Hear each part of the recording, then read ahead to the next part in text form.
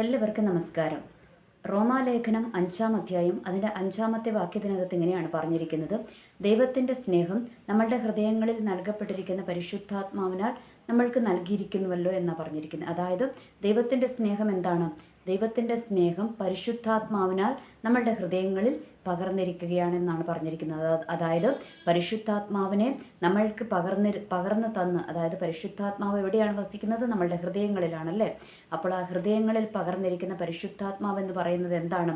ദൈവത്തിൻ്റെ സ്നേഹമാണ്. ദൈവം നമ്മളോട് കാണിച്ചിരിക്കുന്ന സ്നേഹമാണ്. നമ്മൾക്കറിയാം, നമ്മളുടെ യേശുക്രിസ്തു ക്രൂശീകരണത്തിന് മുൻപ് ശിഷ്യന്മാരോട് പറഞ്ഞിരിക്കുന്നത് എന്താണ്? ഞാൻ പോയി കഴിയുമ്പോൾ സഹായകനെ നിങ്ങളുടെ അടുക്കലേക്ക് അയക്കും. അപ്പോൾ ഈ സഹായകൻ ആരാണ്?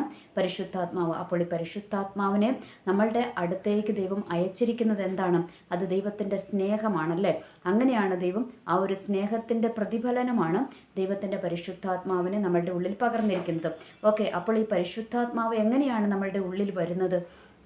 നമ്മൾക്കറിയാം, നമ്മൾ യേശുക്രിസ്തുവിനെ അംഗീകരിച്ച് യേശുക്രിസ്തുവിൻ്റെ ആ ഒരു ക്രൂശീകരണവും ഉയർത്തെഴുന്നേൽപ്പും ഒക്കെ നമ്മൾ അംഗീകരിച്ച് അതിൽ വിശ്വസിച്ച്, അല്ലേ, ഇന്നലത്തെ വീഡിയോയിൽ ഞാൻ പറഞ്ഞു എങ്ങനെയാണ് നമ്മൾക്ക് നീതീകരണം ലഭിക്കുന്നത്, അല്ലേ. നമ്മൾ പ്രവൃത്തി കൂടാതെ ദൈവത്തിൽ നമ്മൾ വിശ്വസിക്കുന്നു. അതായത് നമ്മൾ പാപികളായിരുന്നു, പാപത്തിൽ മുഴുകി ജീവിച്ചിരിക്കുന്ന മനുഷ്യരായിരുന്നു നമ്മൾ. എന്നാൽ ആ പാപത്തിൽ നിന്ന് മോചനം ലഭിക്കുവാനായിട്ട് നമ്മൾ എന്ത് ചെയ്തു? യേശുക്രിസ്തുവിനെ ഹൃദയം കൊണ്ട് നമ്മൾ വിശ്വസിച്ചു, വാ കൊണ്ട് ഏറ്റുപറഞ്ഞു, സ്നാനപ്പെട്ടു. ഇത്രയും ചെയ്തു കഴിയുമ്പോൾ എന്താ സംഭവിക്കും? നമ്മൾ പുതിയൊരു തുരുത്തിയായിട്ട്, പുതിയൊരു സൃഷ്ടിയായിട്ട് മാറി, യേശുക്രിസ്തുവിൻ്റെ മക്കളായിട്ട് നമ്മൾ മാറി. അപ്പോൾ നമ്മൾ എന്തായി? പുതിയ നിയമ അവകാശികളായിട്ട് മാറി. അതായത് പുതിയ നിയമപ്രകാരമുള്ള ക്രിസ്ത്യാനികളായിട്ട് നമ്മൾ മാറിയെന്ന് നമ്മൾക്ക് മനസ്സിലായി, അല്ലേ. അപ്പോൾ ഇങ്ങനെ പുതിയ നിയമ ക്രിസ്ത്യാനികളായിട്ട് മാറിയിരിക്കുന്ന ആ മനുഷ്യനെക്കുറിച്ച് പറഞ്ഞിരിക്കുകയാണ്. അപ്പോൾ നമ്മൾ ഇങ്ങനെ നമ്മളുടെ പാപത്തെ, അല്ലെ, പഴയ മനുഷ്യനെ നമ്മൾ ഉരിഞ്ഞു മാറ്റി. അതെങ്ങനെയാണ്? യേശുക്രിസ്തുവിൻ്റെ ആ ഒരു എന്താ പറയുക, ക്രൂശീകരണത്തിലൂടെ യേശുക്രിസ്തു ഉയർത്തെഴുന്നേറ്റതുപോലെ എന്ത് സംഭവിച്ചിരിക്കുകയാണ്? നമ്മളും വെള്ളത്തിൽ മുങ്ങി പൊങ്ങുന്ന ആ ഒരു സമയത്ത് നമ്മൾ എന്താണ്? നമ്മളുടെ പഴയ മനുഷ്യനെ നമ്മൾ ഉരിഞ്ഞു മാറ്റി ഒരു പുതിയ സൃഷ്ടിയായിട്ട് നമ്മൾ മാറുകയാണ്. പുതിയ മനുഷ്യനെ ധരിച്ചിരിക്കുകയാണ്. അപ്പോൾ ആ ഒരു പാപത്തെ ഉപേക്ഷിച്ച് ഒരു പുതിയ മനുഷ്യനായിട്ട്, പാപമില്ലാത്ത മനുഷ്യനായിട്ട് നമ്മൾ ദൈവത്തോടു കൂടെ ഉയർത്തെഴുന്നേറ്റു, അല്ലേ. അതാണ് അവിടെ സ്നാനം എന്ന് പറഞ്ഞ് കാണിക്കുന്നത്. അപ്പോൾ നമ്മൾക്ക് മാനസാന്തരം വന്നിട്ടാണല്ലേ നമ്മൾ ദൈവത്തിൽ വിശ്വസിച്ച് ദൈവത്തോട് ചേരുവാനായിട്ട് നമ്മൾ സ്നാനം ഏൽക്കുന്നത്. ഓക്കെ, അപ്പോൾ ആ ഒരു പാപത്തിൽ നിന്ന് നമ്മൾക്ക് മോചനം കിട്ടിക്കഴിയുമ്പോൾ എന്ത് സംഭവിക്കുകയാണ്? ദൈവം നമ്മൾക്ക് ആദ്യമായിട്ട് എന്ത് തരികയാണ്? ദൈവത്തിൻ്റെ പരിശുദ്ധാത്മാവിനെ നമ്മൾക്ക് തരികയാണ്. ഓർക്കുക, ഈ പരിശുദ്ധാത്മാവിനെ നമ്മുടെ ഉള്ളിൽ തരുന്നത് എന്താണ്? അത് ദൈവത്തിൻ്റെ സ്നേഹമാണല്ലേ. ആ സ്നേഹം എന്തിനാണ് നമ്മൾക്ക് തന്നിരിക്കുന്നത്? നമ്മളെ സഹായകനാണ്. ആ സഹായകൻ എന്തിനാണ്?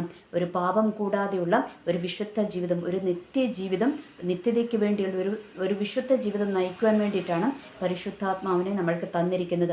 അപ്പോൾ ഓർക്കുക, പഴയ നിയമപ്രകാരം, പഴയ നിയമം എന്ന് പറയുന്നത് എന്താണ്? അവിടെ എഴുതപ്പെട്ടിരിക്കുന്ന നിയമം, അല്ലേ. അവിടെ എഴുതപ്പെട്ടിരിക്കുന്ന നിയമം എന്താണ്? നമ്മൾക്കറിയാം, 10 കൽപ്പനകൾ മോശയുടെ കരത്തിൽ ദൈവം കൊടുത്തയച്ചു, അല്ലേ. പലകയ്ക്കകത്ത് ദൈവം തന്നെ കൊടുത്തയച്ചു. അപ്പോൾ അവിടെ എന്താണ് എഴുതി വെച്ചിട്ടുണ്ട്?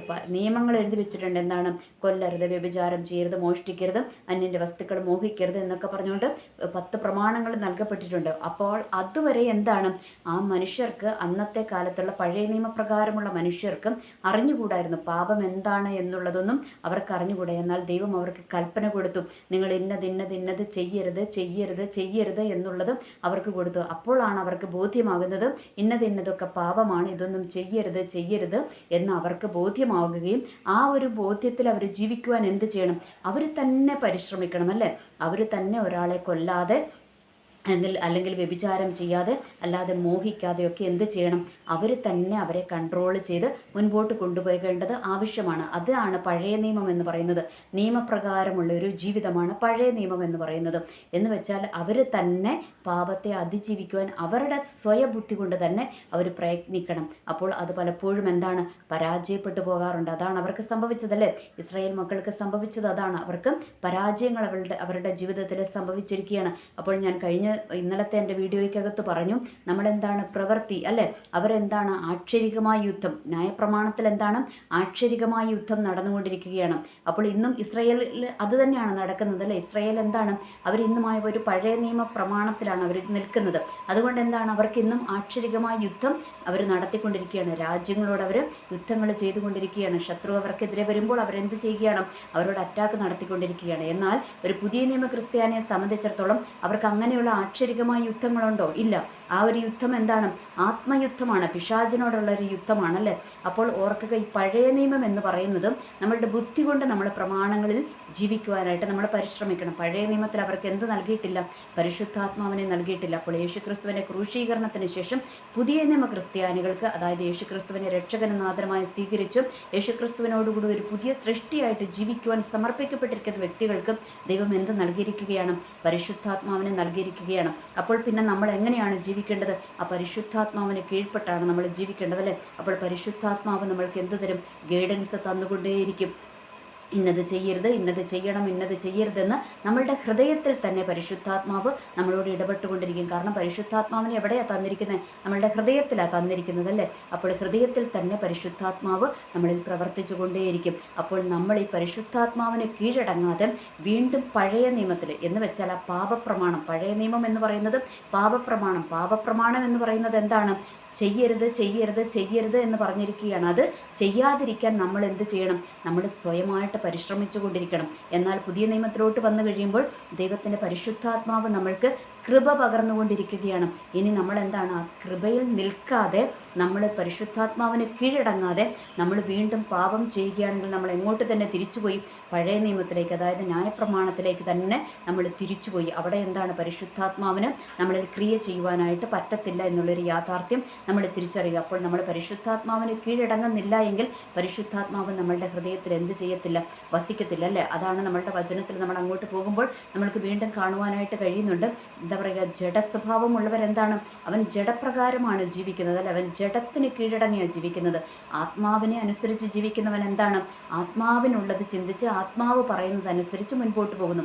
അപ്പോൾ ഈ പരിശുദ്ധാത്മാവുള്ള വ്യക്തികൾ എന്ത് ചെയ്യണം, പരിശുദ്ധാത്മാവിന് കീഴടങ്ങി ആത്മസ്വഭാവമുള്ളവരായിട്ട് മുൻപോട്ട് പോകണം. അപ്പോൾ ഈ ആത്മസ്വഭാവം നമ്മൾക്കില്ല എങ്കിൽ അതിൻ്റെ അർത്ഥം എന്താണ്, പരിശുദ്ധാത്മാവ് നമ്മളിലില്ല, നമ്മൾ ജഡപ്രകാരം ജീവിച്ചു കൊണ്ടിരിക്കുകയാണ് എന്നാണ് അതിൻ്റെ അർത്ഥം. ഓക്കെ.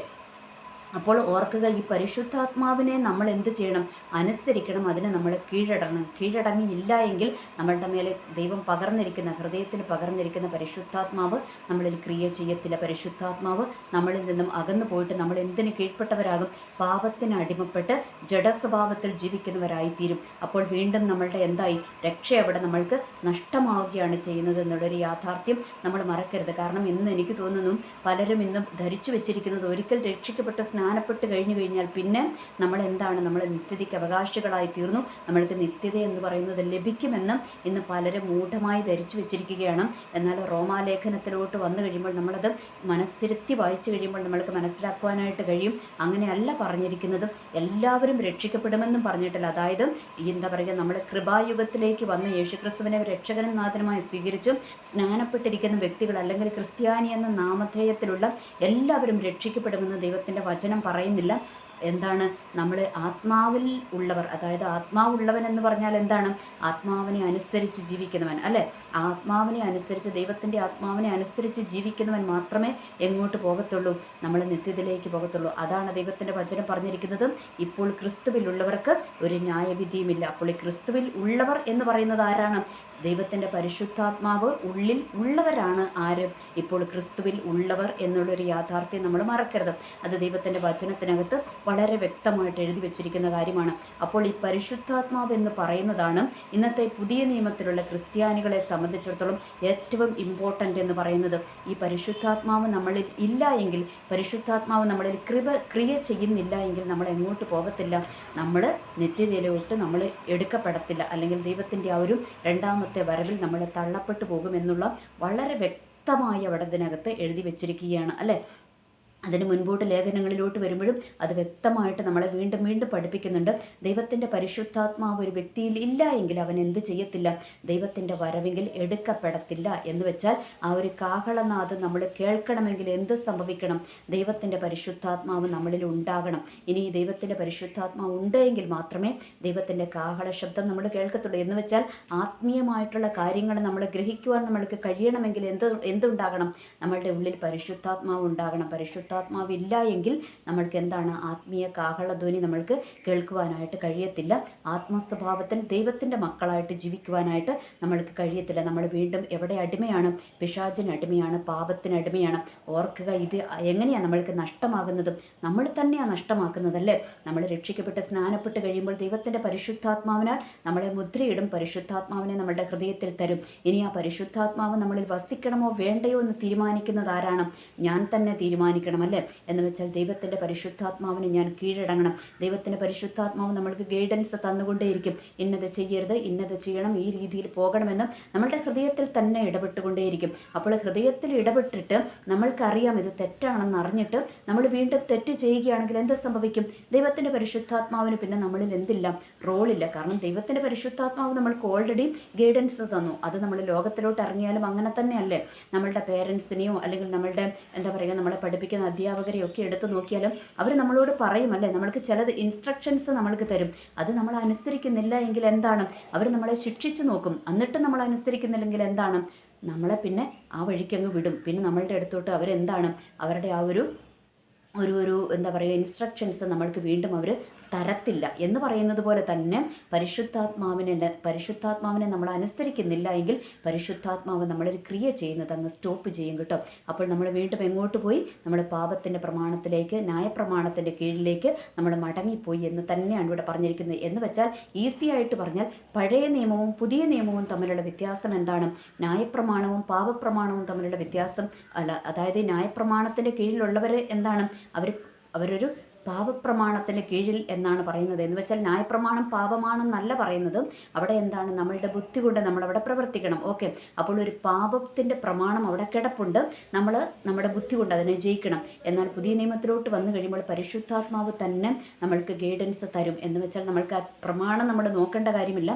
പരിശുദ്ധാത്മാവ് തന്നെ നമ്മളുടെ ഉള്ളിൽ ഗൈഡൻസ് തരും. ഇന്നത് ചെയ്യരുത്, ഇന്നത് ചെയ്യണം, ഇന്നത് ചെയ്യരുത്, ഇന്നത് പറയരുത് എന്നുള്ള ഗൈഡൻസ് പരിശുദ്ധാത്മാവ് നമ്മളുടെ ഉള്ളിൽ തരും. ആ പരിശുദ്ധാത്മാവിൻ്റെ ശബ്ദത്തിന് കീഴടങ്ങാതിരിക്കുമ്പോൾ പരിശുദ്ധാത്മാവിൻ്റെ പ്രവൃത്തി നമ്മളിൽ നിൽക്കും. അപ്പോൾ നമ്മൾ വീണ്ടും പാപപ്രമാണത്തിന് അധീനരായി പോകും. അപ്പോൾ ഒരു നിത്യത എന്ന് പറയുന്നത് നമ്മൾക്ക് അന്യമാകുമെന്നുള്ളൊരു യാഥാർത്ഥ്യം നമ്മൾ മറന്നു പോകരുത്.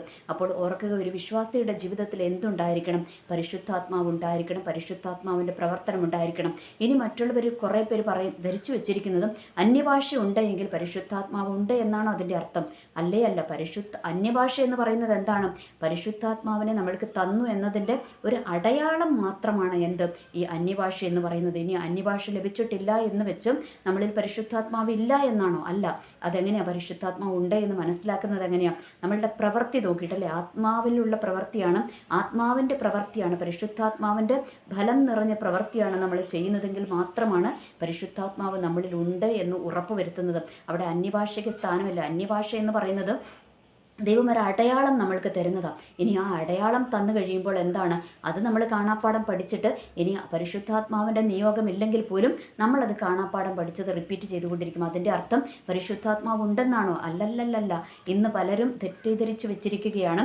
അന്യഭാഷയിൽ ആരാധിക്കുന്നുണ്ടെങ്കിൽ അതിൻ്റെ അർത്ഥം ഇവൻ പരിശുദ്ധാത്മാവുള്ള വ്യക്തിയാണെന്ന്. അല്ല.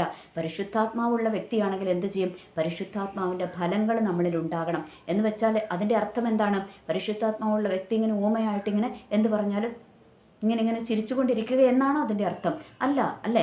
എന്ന് വെച്ചാൽ പരിശുദ്ധാത്മാവ് നമ്മൾക്ക് സത്യത്തെക്കുറിച്ച്, നീതിയെക്കുറിച്ച്, ന്യായവിധിയെക്കുറിച്ചൊക്കെ ബോധ്യം വരുത്തും. ഏതാണ് ന്യായം, ഏതാണ് ന്യായത്തിൻ്റെ പ്രവൃത്തി, അതൊക്കെ പരിശുദ്ധാത്മാവ് നമ്മൾക്ക് എന്താ പറയുക, ബോധം വരുത്തിക്കൊണ്ടിരിക്കും. ന്യായത്തിൻ്റെ പക്ഷം നിൽക്കുവാൻ, ന്യായത്തിന് വേണ്ടി സംസാരിക്കുവാനൊക്കെ പരിശുദ്ധാത്മാവ് നമ്മൾക്ക് എന്ത് തരും? ധൈര്യം തരും. അല്ലാതെ നമ്മളിങ്ങനെ ഒരു പാപം പോലെ ഏതെങ്കിലും മൂലയ്ക്കിരിക്കുന്നതിനെയാണോ പരിശുദ്ധാത്മാവിൻ്റെ പ്രവൃത്തി എന്ന് പറയുന്നത്? അല്ല. അതൊക്കെ നമ്മൾ വചനം വായിച്ച് നമ്മൾ ഗ്രഹിച്ചെടുക്കേണ്ട കാര്യങ്ങളാണ്. അപ്പോൾ ഞാൻ മെയിനായിട്ടും പറഞ്ഞു വരുന്ന കാര്യം എന്താണ്? ദൈവത്തിൻ്റെ പരിശുദ്ധാത്മാവ് ഒരു പുതിയ നിയമ ക്രിസ്ത്യാനിയെ സംബന്ധിച്ചിടത്തോളം ദൈവത്തിൻ്റെ പരിശുദ്ധാത്മാവ് എന്ന് പറയുന്നത് ഒരു അവിഭാജ്യ ഘടകം തന്നെയാണ്. പരിശുദ്ധാത്മാവില്ലാതെ ഒരു പുതിയ നിയമ ക്രിസ്ത്യാനിക്ക് മുൻപോട്ട് പോകുവാനായിട്ട് കഴിയത്തില്ല. പരിശുദ്ധാത്മാവില്ല എങ്കിൽ അതിൻ്റെ അർത്ഥം എന്താണ്? നമ്മളിപ്പോഴും ന്യായപ്രമാണത്തിൻ്റെ കീഴിൽ തന്നെയാണ്. പുതിയ നിയമ പ്രമാണത്തിലേക്ക് നമ്മൾ വന്നിട്ടില്ല എന്നുള്ളൊരു യാഥാർത്ഥ്യം നമ്മൾ തിരിച്ചറിയുക. ഓക്കെ, അപ്പോൾ പരിശുദ്ധാത്മാവ് നമ്മളുടെ ഉള്ളിൽ വരണം. അപ്പോൾ ആ പരിശുദ്ധാത്മാവിനെ ദൈവം നമ്മൾക്ക് രക്ഷിക്കപ്പെട്ട് സ്നാനപ്പെട്ട് കഴിയുന്ന ഒരു വ്യക്തിക്ക് ദൈവം പരിശുദ്ധാത്മാവിനെ തരും. ഇനി ആ പരിശുദ്ധാത്മാവിനെ നമ്മളുടെ ഉള്ളിൽ തന്നെ നമ്മൾ കൊണ്ട് നടക്കണമെങ്കിൽ എന്ത് ചെയ്യണം? പരിശുദ്ധാത്മാവിന് കീഴടങ്ങി ദൈവത്തിൻ്റെ ഒരു ആത്മാവിൻ്റെ ഫലങ്ങളിൽ നമ്മൾ മുൻപോട്ട് പോകേണ്ടത് വളരെ അത്യാവശ്യമാണ്. അതല്ല എങ്കിൽ എന്താണ്? ദൈവത്തിൻ്റെ പരിശുദ്ധാത്മാവിൻ്റെ പ്രവർത്തനം നമ്മളിൽ നിൽക്കും. അപ്പോൾ നമ്മൾ എന്ത് ചെയ്യും? നമ്മൾ പഴയ നിയമത്തിലേക്ക്, അതായത് പാപപ്രമാണത്തിലേക്ക് നമ്മൾ മടങ്ങിപ്പോകും. പിശാചിന് നമ്മൾ അടിമകളായിത്തീരും. അല്ലേ? രണ്ട് വിധത്തിലേ ഒരു മനുഷ്യന് ജീവിക്കുവാൻ കഴിയത്തുള്ളൂ. ഒന്ന് പിശാചിൻ്റെ അടിമയായിട്ടും മറ്റൊന്ന് ദൈവത്തിൻ്റെ അടിമയായിട്ടും. അപ്പോൾ ദൈവത്തിൻ്റെ അടിമയാകുന്ന മനുഷ്യൻ എന്താണ്? ദൈവത്തിൻ്റെ പരിശുദ്ധാത്മാവിന് പരിപൂർണമായും കീഴ്പ്പെട്ടിരിക്കും. ഇനി അല്ലാത്തവൻ എന്ത് ചെയ്യും? നമ്മൾ പാപം ചെയ്ത് ജഡത്തിൻ്റെ സ്വഭാവത്തിന്, ജഡത്തിൻ്റെ ഇഷ്ടത്തിനനുസരിച്ച് ജീവിച്ച് നമ്മൾ എങ്ങോട്ട് പോകും? പാപത്തിലോട്ട് പോകും. അപ്പോൾ ഞാൻ പറഞ്ഞു വന്നത് ഇത്രയേ ഉള്ളൂ. ഒരു വിശ്വാസിയെ സംബന്ധിച്ചിടത്തോളം, ഒരു ക്രിസ്ത്യാനിയെ സംബന്ധിച്ചിടത്തോളം നമ്മളുടെ ജീവിതത്തിൽ എന്തുണ്ടാകണം? പരിശുദ്ധാത്മാവ് ഉണ്ടാകണം, പരിശുദ്ധാത്മാവിൻ്റെ പ്രവർത്തനം ഉണ്ടാകണം. ഇതില്ല എങ്കിൽ നമ്മൾ എന്താണ്? പുതിയ നിയമ ക്രിസ്ത്യാനികൾ അല്ല. ദൈവത്തിൻ്റെ വരവെങ്കിൽ നമ്മൾ എടുക്കപ്പെടത്തില്ല എന്നുള്ളൊരു യാഥാർത്ഥ്യം നമ്മൾ തിരിച്ചറിയുക. അപ്പോൾ നമ്മൾ എന്ത് ചെയ്യണം? അനുനിമിഷവും പരിശുദ്ധാത്മാവിനാൽ നിറയപ്പെടുവാൻ നമ്മൾ ശ്രമിച്ചുകൊണ്ടേയിരിക്കണം. അതാ ദൈവത്തിൻ്റെ വചനത്തിൽ അല്ലേ നമ്മളെ പഠിപ്പിച്ചിട്ടുണ്ട്. നമ്മൾക്ക് നല്ല ദാനങ്ങളെ നൽകുവാൻ അറിയുന്ന പിതാവ് എന്ത് ചെയ്യും? നമ്മൾക്ക് ചോദിക്കുന്നവർക്ക് ലഭിച്ചുകൊണ്ടേയിരിക്കും. ചോദിക്കുവിൻ നിങ്ങൾക്ക് ലഭിക്കുമെന്നാണ് പറഞ്ഞിരിക്കുന്നത്. അപ്പോൾ നമ്മൾ എന്ത് ചെയ്യണം? ഈ ദിവസങ്ങളിൽ പരിശുദ്ധാത്മാവിന് അധികമായിട്ട് ദൈവത്തോട് ചോദിക്കണം. കർത്താവേ, അങ്ങയുടെ പരിശുദ്ധാത്മാവിനാൽ ഞങ്ങളെ ഒന്ന് നിറയ്ക്കണമേ, പരിശുദ്ധാത്മാവിൻ്റെ ഫലങ്ങളാൽ ഞങ്ങളെ ഒന്ന് നിറയ്ക്കണമേ, പരിശുദ്ധാത്മാവിൻ്റെ നിയന്ത്രണം ഏറ്റെടുക്കണമേ എന്ന് നമ്മൾ ഈ ദിവസങ്ങളിൽ പ്രാർത്ഥിക്കണം. അപ്പോൾ ദൈവത്തിൻ്റെ വചനം നമ്മളോട് പറയുന്നുണ്ട്, ചോദിച്ചു കഴിയുമ്പോൾ അല്ലേ, തന്നോട് ചോദിക്കുന്നവർക്ക് എത്രയധികം പരിശുദ്ധാത്മാവിനെ നൽകുമെന്നാണ് പറഞ്ഞിരിക്കുന്നത്. അപ്പോൾ നമ്മൾ പരിശുദ്ധാത്മാവിനെ നമ്മൾ ദൈവത്തോട് ചോദിച്ചുകൊണ്ടേയിരിക്കണം. അപ്പോൾ ദൈവത്തിൻ്റെ പരിശുദ്ധാത്മാവിനെ നമ്മൾക്ക് ദൈവം തരുവാനായിട്ട് ഇടയായിത്തീരും. ഏതെങ്കിലും വിധത്തിൽ നമ്മളുടെ പ്രവർത്തനങ്ങൾ കൊണ്ട്, അല്ലെങ്കിൽ നമ്മളുടെ വാക്കുകൾ കൊണ്ട്, പ്രവൃത്തികൾ കൊണ്ടൊക്കെ നമ്മൾ പരിശുദ്ധാത്മാവിനെ നമ്മളിൽ നിന്നും അകറ്റിക്കളഞ്ഞിട്ടുണ്ടെങ്കിൽ വീണ്ടും നമ്മൾ എന്ത് ചെയ്യണം? ദൈവത്തോട് ഒരു പടി കൂടി അടുത്തു വന്നും പരിശുദ്ധാത്മാവിനെ വീണ്ടും നമ്മൾക്ക് തരണമേ എന്ന് നമ്മൾ പ്രാർത്ഥിച്ചുകൊണ്ടേയിരിക്കണം. ഇല്ല എങ്കിൽ നമ്മളുടെ ക്രിസ്ത്യൻ ജീവിതത്തിന് അർത്ഥമില്ലാതാകും, നിത്യതയിൽ നമ്മൾ എടുക്കപ്പെടുത്തുമില്ല എന്നുള്ളൊരു യാഥാർത്ഥ്യം നമ്മൾ തിരിച്ചറിയുക. എനിവേ, എല്ലാവർക്കും നല്ലൊരു ദിവസം ആശംസിക്കുന്നു. നന്ദി, നമസ്കാരം.